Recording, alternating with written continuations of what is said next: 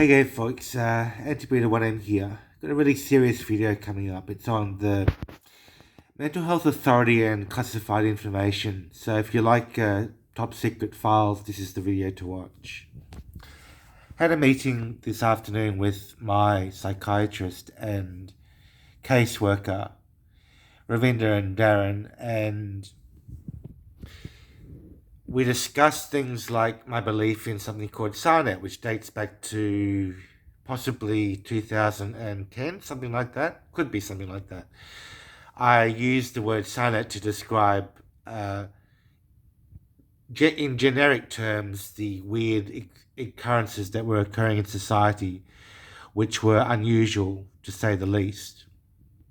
These things included public surveillance, the body armor of police officers, and many other things which I've since forgotten. The term SARNet is a short form of satellite network, which originally referred to the satellite networks that occur in our sky with all the satellites and so on. So the question is not whether satellites exist, but why I was perturbed by them. And I think that the fact that I couldn't live my normal life in the presence of these so-called weird instances was reason for Mental Health Authority to claim that I was mentally ill and paranoid. So they diagnosed me with paranoid schizophrenia all the way dating back to 2005, and the history is a bit murky and so on, but goes back to 2005 and earlier than that. So here's the thing. We've heard it said from America and the NSA and Edward Snowden and people like that, whistleblowers like Edward Snowden, that the government holds a lot of private information about its citizens, and it'd be interesting to know what information they actually have and what advanced technology they use. There's no doubt in my mind that the amount of information that they convey to me, their client, who's been their client for 18 years, is very, very sparse. They're not enthusiastic or eager to disclose very important information to their clients. And all they say is, well, all we want you to, our only job is to make sure that you're mentally well, or to look after your mental illness or something like that. They're not interested in disclosing the full story. And I think that my job as an investigator, you might call me a private eye of some kind. I don't know if you want to call me that. I would prefer to call myself a moral strategist. But my job is to find out exactly what the truth is behind their secrets. Do I believe that I have a right to have this job and to know the secrets? I believe that I do. It's hard to argue for and against in this kind of debate. But to be honest with you, if the government is so bad at running their country, someone like me should have access to the information rather than them, that sort of thing. So yes, I do believe that I have the moral rights to investigate this really weird occurrence. I noticed that when I was in mental hospital, there were all sorts of detectors in the ceiling, probably smoke detectors, but possibly some sort of surveillance or something, which was really weird, or I would say motion detectors or something. And I was never told what they were, and I was extremely afraid of the appearance of these rooms, because they had all sorts of trapdoors in them and all sorts of openings and everything. So it was really weird to live in those rooms for a short period of time. Even a few weeks was scary at best.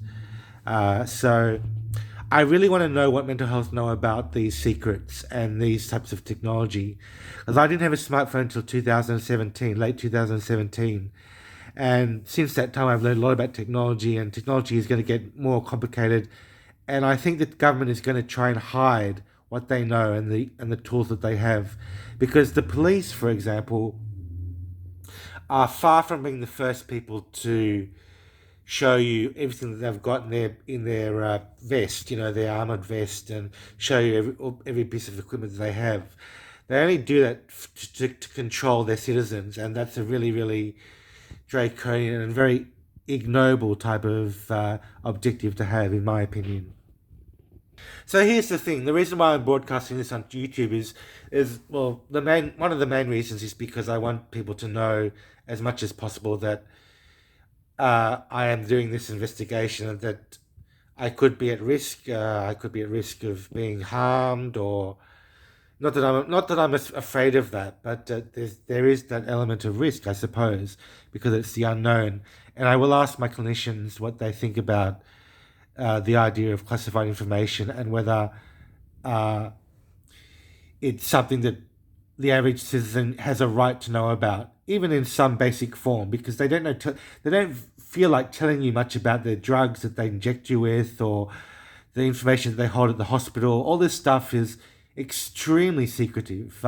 You can get through some sort of Freedom of Information Act. You can get access to past records. I think, not sure, but they don't.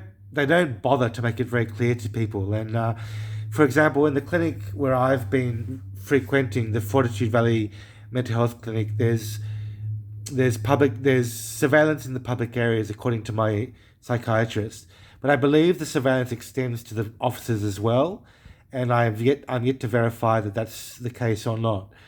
But I do know that they're pretty sure they wear motion detectors, all sorts of gadgetry which they don't tell their clients about, and they have all sorts of training which they don't tell their clients about. So it's really, really interesting, and I believe that I have the moral rights to know what's going on, especially after I believe they've been infiltrating my apartment in here, looking at the way that I keep my apartment in tidiness or in dirtiness or whatever. And in the past, when I lived with my parents, there was also instances where they kind of cluttered. They looked through all my papers and made them messy, and I had to neaten them up again and that sort of thing. So lots of strange things going on. Not that I know the full story, and I'm not saying that I'm being paranoid about it. All I'm saying is that I suspect certain things, and there's every reason to suspect the government, because the government has every reason to hide the truth from their citizens, because they don't want the citizens to know the truth, because they are a potential enemy, I suppose, and because the government has a lot of money and a lot of corruption within them. So I believe that the first step to addressing this problem of corruption is to investigate. And that's exactly what I want to do. It's fun, it's exciting, and it's something to do. It's innovative, and it's something that I think I have a right to know about. So I will do that in the next couple of weeks. I think it'll turn out to be an interesting chain of events.